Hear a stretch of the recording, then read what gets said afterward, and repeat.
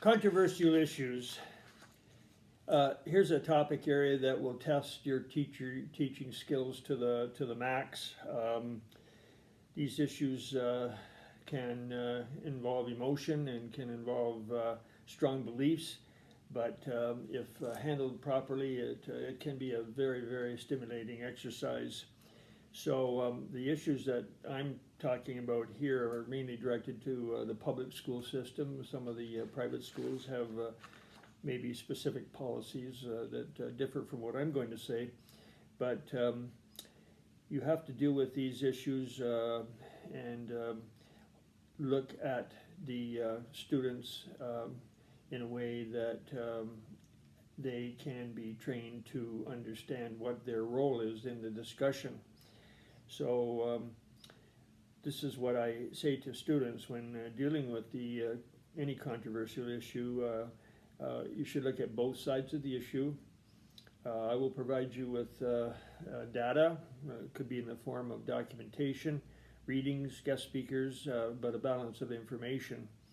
And then the class will be asked to look at the opposing arguments as an academic exercise, not as a personal emotional argument. And I think that's the key.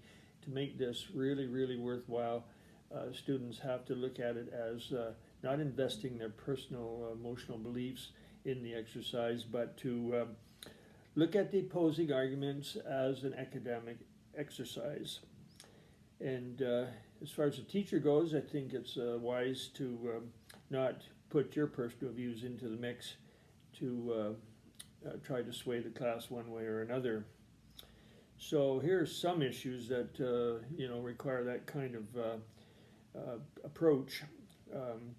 Climate change, animal testing, human cloning, gun control, abortion, human rights, banning fast food in schools, banning cell phones in schools, and many more topics.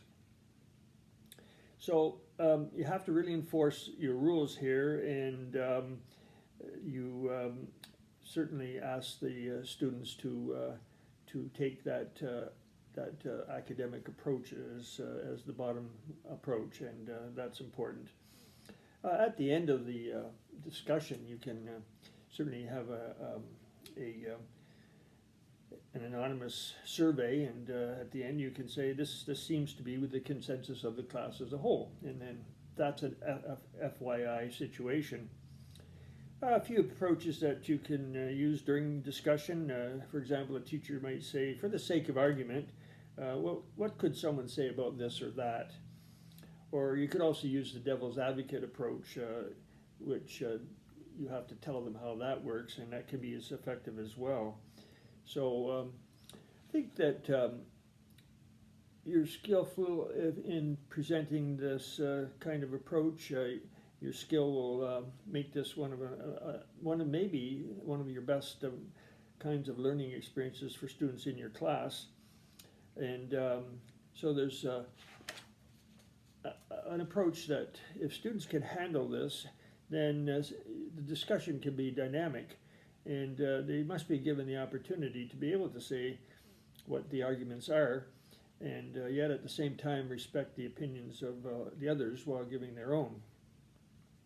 I used to see how long I could stay in the background of discussion by simply pointing to the next comment and who might state a counter argument or raise a new point. And it's a great teaching moment to see how this works at a high level.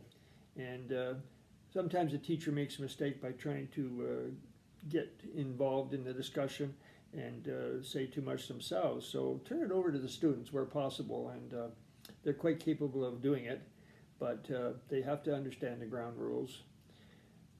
So controversials can be dealt with in class, and but it has to be done appropriately, and it will result in some great learning opportunities for your students.